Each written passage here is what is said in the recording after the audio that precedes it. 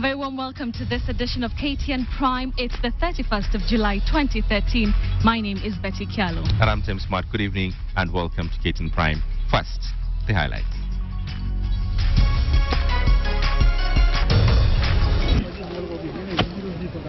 Secrets of a serial killer, chilling discovery in Kisumu. Hata kama kuna kitu yenye ilitokea katikati hao wawili kuingia nyumbani, na hao wengine wako wapi? 2 years on, Bungoma family waits for abducted son. We will never waver in the struggle for justice for our members.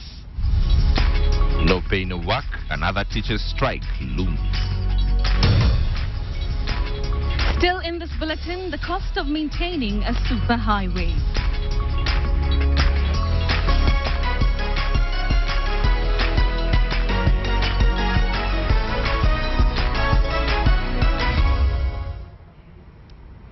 All right, good evening and welcome once again. Now we begin in Kisumu, where police are pursuing a man believed to have killed several women and buried them next to his house. Now, several of the victims' skeletons and clothing items were discovered earlier today in the man's compound in an area known as Rabwar.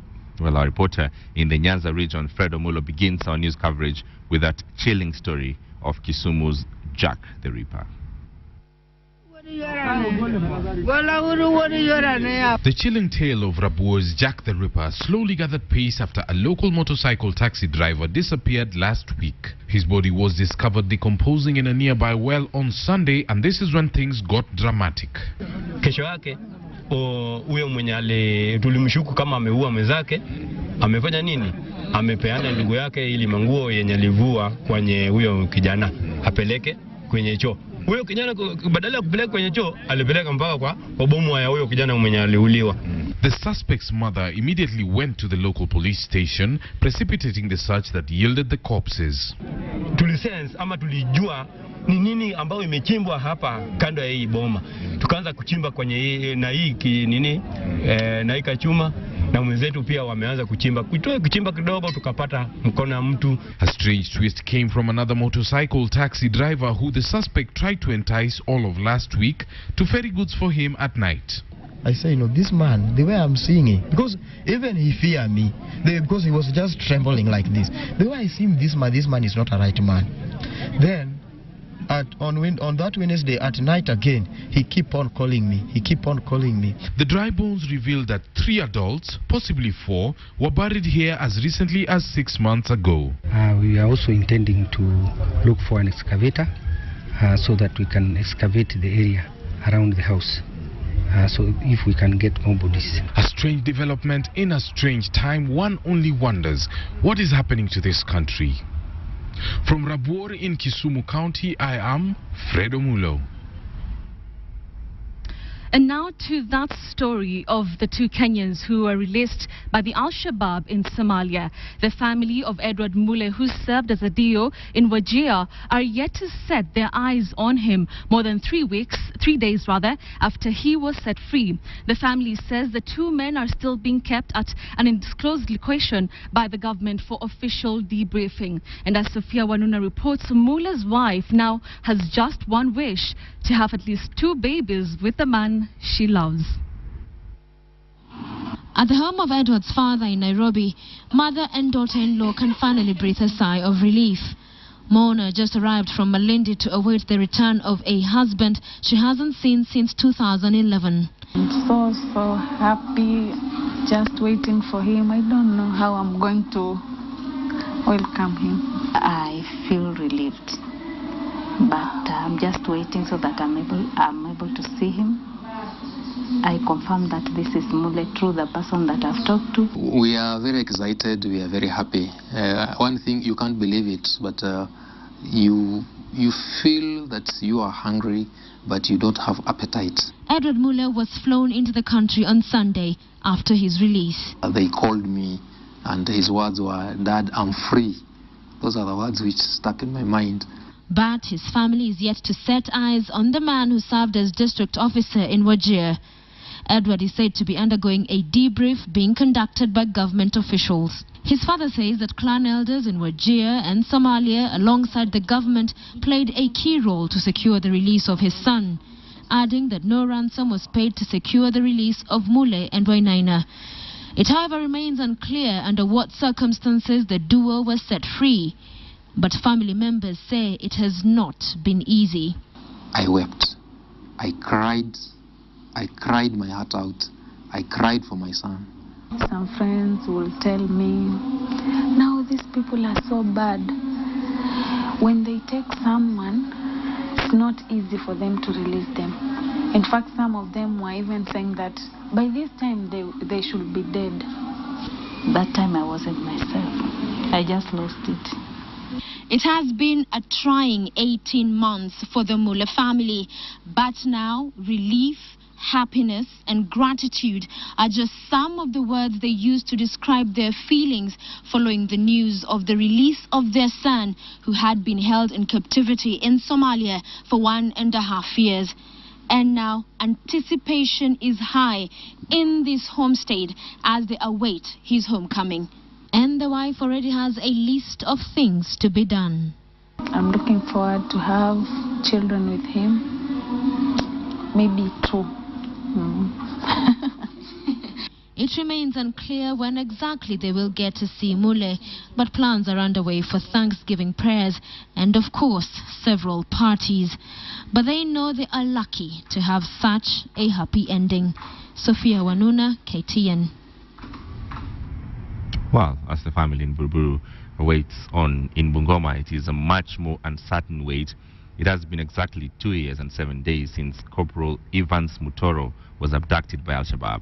The corporal was kidnapped while delivering food supplies to famine-stricken families in northeastern Kenya, together with Sergeant Jonathan Kipkoskei. And as KTN's Edith Kimani reports, the latest developments have rekindled the hopes of Corporal Mutoro's family. Sylvia Mutoro sits quietly in front of the camera. She's now used to the glaring lens. After all, she has done this many times in the 2 years that her husband, KDF Corporal Evans Mutoro, has been missing. He is believed to have been abducted by the militant Al-Shabaab group in what are still hazy circumstances. 739 days his family has counted, and still no word on when their kin will be released. But for them, it has always been a question of when, not if he returns. Kitu yenye tunaomba tu watolewe wote, hata tusikie hao wenye wamebaki nyuma wameingia nyumbani. This short snippet in a video sent by the Al-Shabaab is the last they saw of the corporal. Edward Mule, the Kenyan speaking in the video, was released together with Frederick Wainaina on Sunday, something that has replenished hope for this family. Na mimi naomba serikali fanye juu na chini, pia tuone kama hao wengine wanaweza kuachiliwa. Government estimates that there could be up to 10 Kenyans held in the hands of the ragtag Al-Shabaab militia, although these are only estimates. The government has, however, assured plans are underway to secure the release of all of them. Initial reports from the KDF suggested that if the men had not been found in 4 years, they would be declared missing in action, a category assigned to personnel who are reported missing during active service. Now at the halfway mark, this family is fighting off weariness, clinging on to hope, however little, that another interview, another hour, and certainly another day will not pass before their son returns home. Edith Kimani, KTN Prime. Back in Nairobi, and the Teachers Union NAT has issued a new strike notice after the government withheld the tutors' July salaries. Well, the union has given the government a 7-day ultimatum to release the funds or face another boycott. KTN's Patrick Amimo has more. It was expected that the return to work formula signed between KNUT and TSC on 18th of July and ended a 23-day strike would have created industrial peace. However, the decision by the Teacher Service Commission to slash 21 days pay from the July salary for teachers who did not resume duty by July 2nd, as was directed by the Industrial Court, has set the employer on a collision course with the union. KNUT is accusing TSC of breaching the return to work formula, which stated that no teacher should be victimized on account of the concluded strike. And recovery of salaries is the worst victimization that any employer can practice. Targeted money from the teachers' payroll is supposed to be used to finance the hiring of new teachers. Really. And also to meet part of our agreement in the return to work formula. Because the teachers' payroll in this country on monthly basis is 13 billion. And the teachers have a warning that could once again paralyze learning in public schools.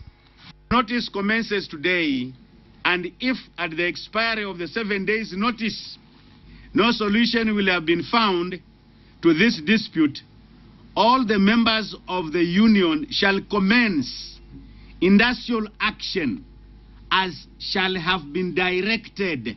Almost a fortnight ago, the government revised the public schools calendar to compensate for the days teachers were on strike, with both parties committing themselves to ensure the syllabus was well covered in order not to disadvantage learners in public schools against their counterparts in private schools.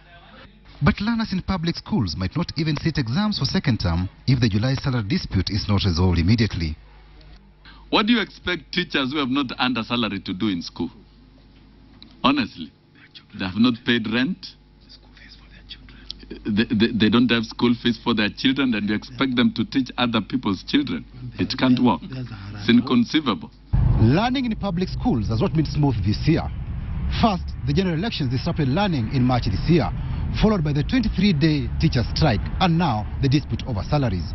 This will definitely impact on quality of learning in public schools. Reporting for KTN, I'm Patrick Amimo.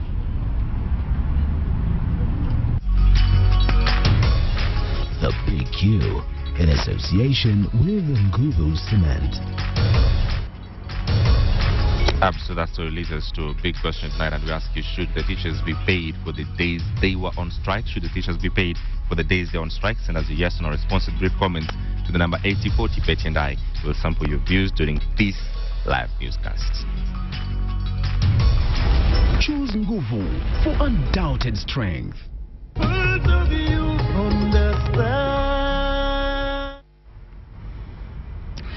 Continuing with our coverage, amid the uncertainty over the fate of teachers, it is imagined that a section of civil servants too will not be getting their July pay in time. KTN has learnt that the delay is partly caused by confusion in several ministries over who ought to authorize the payments. The plight of health workers has been worsened by the attempt to devolve their services. So is it just an administrative difficulty, or is the government in fact broke? KTN's Ben Kitili takes a closer look.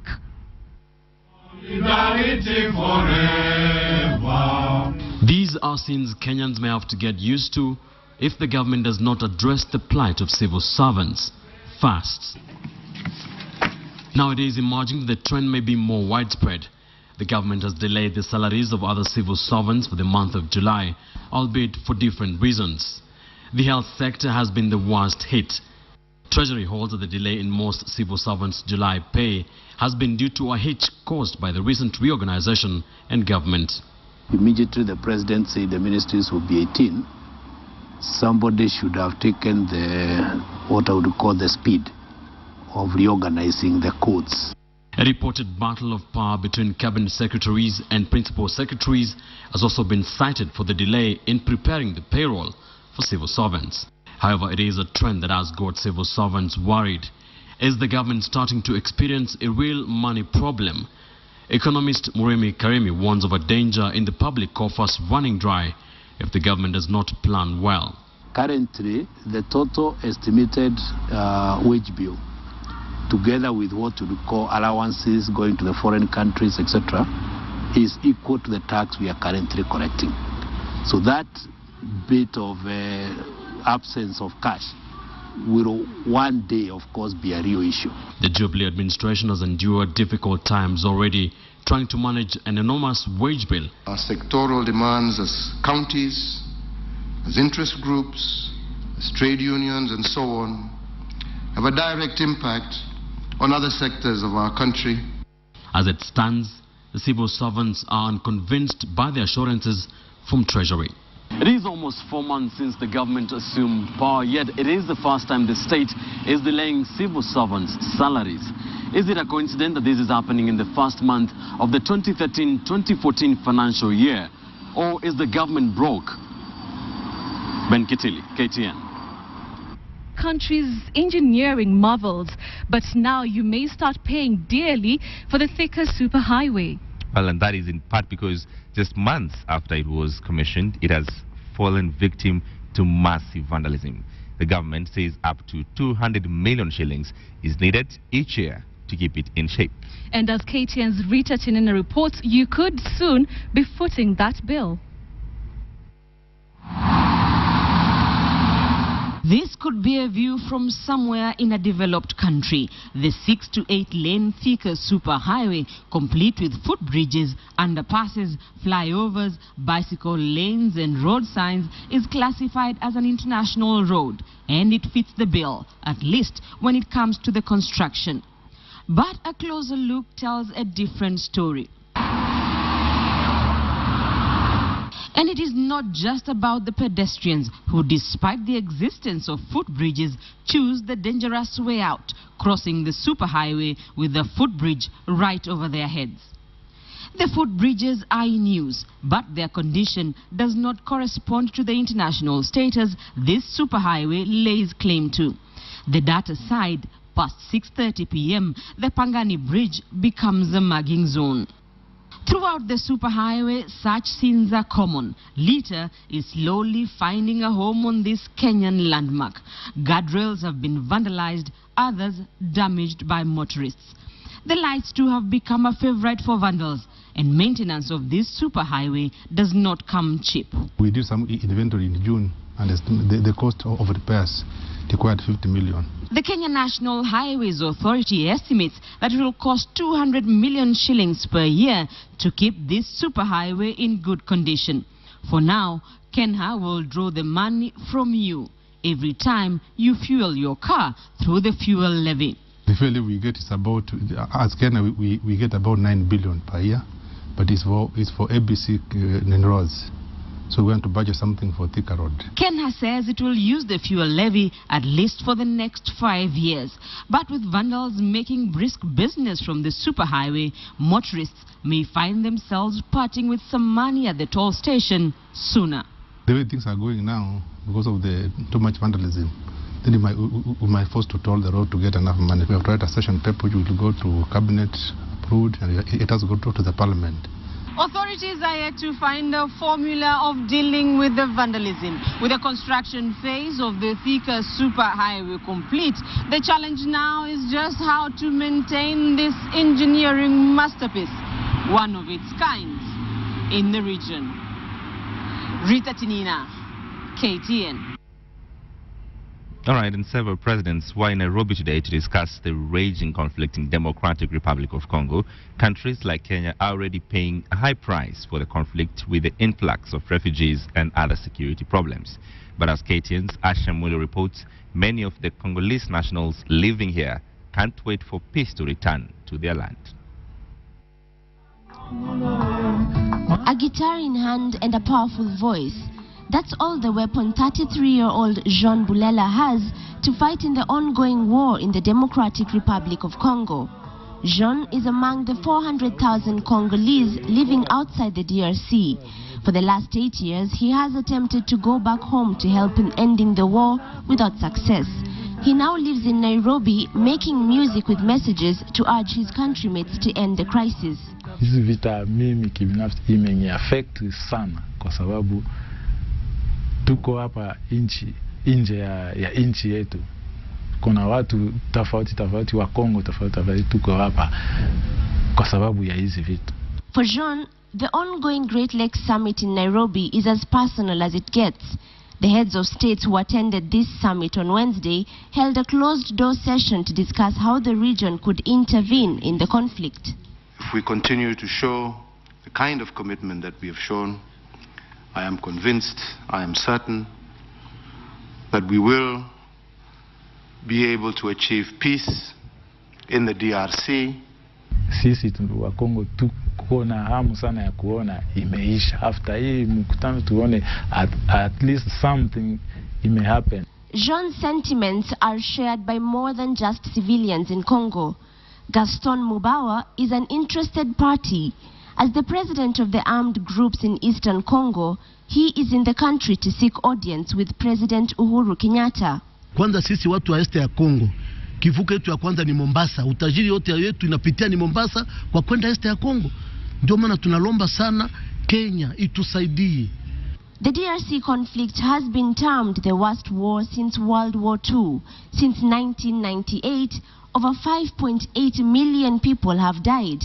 Recent reports also claim that 48 women are raped every hour in Congo. So while the Great Lakes region seeks an African solution for this conflict, Jean Bulela continues to dream of a time he will be able to make music right where he belongs, back in Congo. Ashamwilu, KTN, Nairobi. To Garissa now, where the menu is getting a little wild. Authorities in Madogo area have seized a person they claim has been selling warthog meat there. Now, the man is said to have been passing off his rare cargo as beef. Sharon Momanyi has these details. Looking at it, the meat looks just fine. Your ordinary beef as you get it from the butcher. Only it is not. These are chunks of warthog meat that this felon was caught selling in the guise of beef in Madogo area in Garissa. This, of course, posing great health risk to area residents who purchase the meat which clearly hasn't been inspected by veterinary officers. Ni makosa kubwa sana kwa sababu hii ni njia moja ambayo inaweza kuadhiri wananchi hapa kwa njia za magonjwa. Manake hii nyama haijakaguliwa. There is a rising concern about increasing cases of trade in illegal game meat in this region.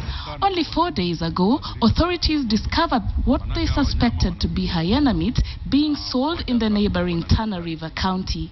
Wamenitatiza sana muda mrefu na pambana nao vilivyo. Na yule nitakayemshika sheria ichukue hatua ili wengine iwe mfano kwa wengine. Hawa wawindaji wa wanyama wa pori tutawafuatilia kila mahali, na hata tukipata tutaleta report kamili na wao wapunguze mambo ya wauaji wa hizo wanyama. Other than the health risks involved, the illegal business also serves to sabotage the range of wildlife that the area boasts of. Ile kosa au vijana wanafanya wakora ni kwamba hii inaadhiri uchumi wetu. Ile tunaita kwa Kiingereza economic sabotage.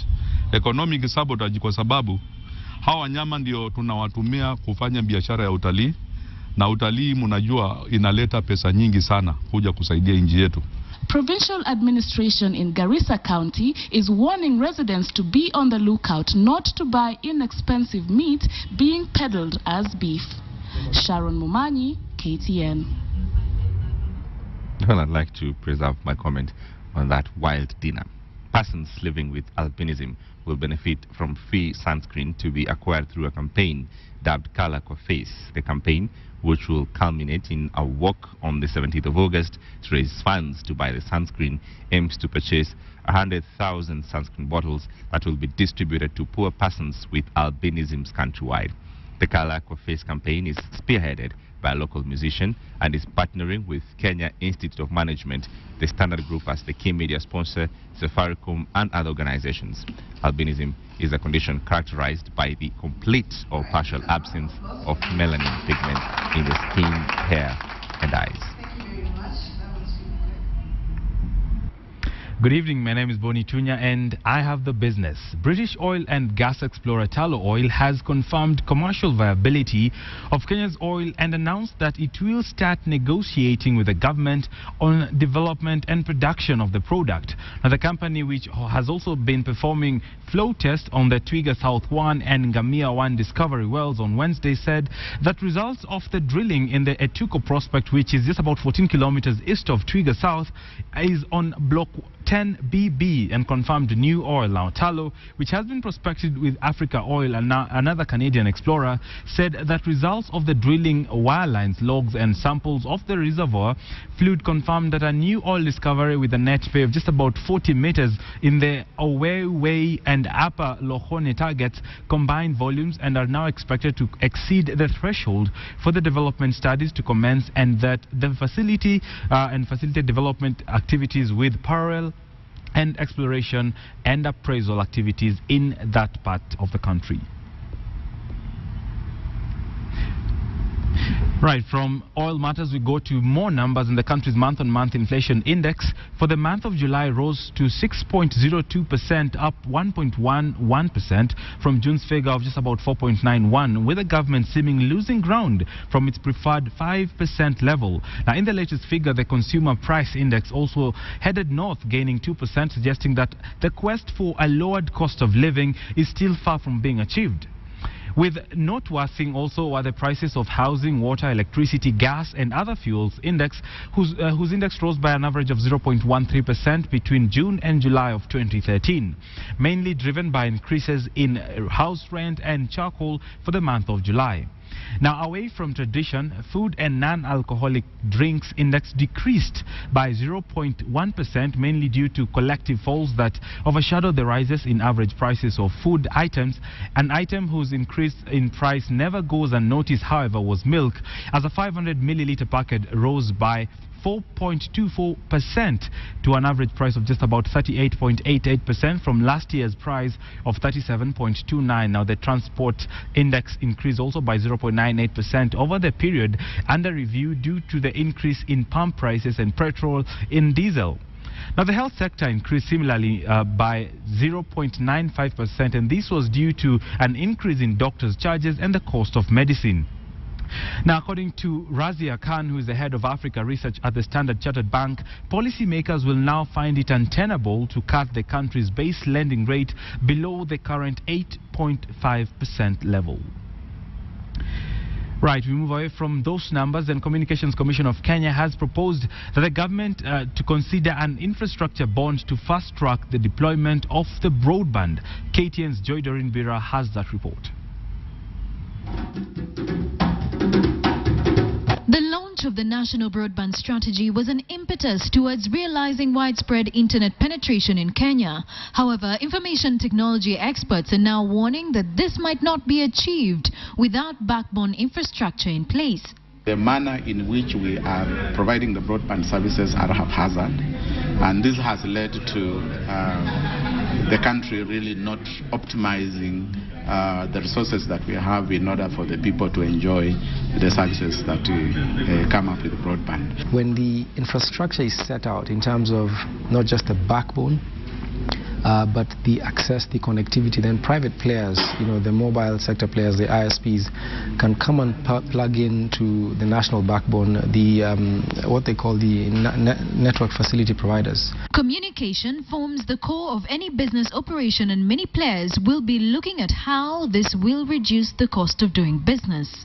Factors of production will come down, and ultimately the end product, the telecom services you're paying for from your preferred service provider, will be a lot cheaper.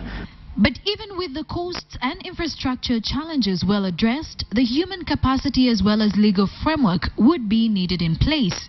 You also can't have the technical infrastructure without a supporting legal policy and regulatory environment.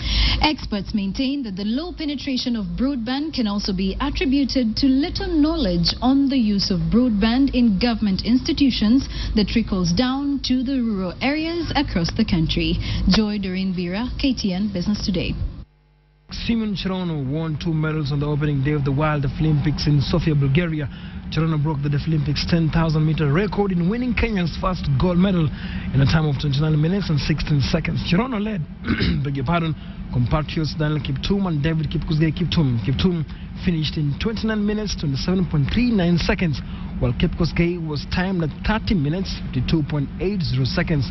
Cherono went ahead to win the silver in the 1,500 meters, bringing Kenya's tally to 4 medals on the opening day.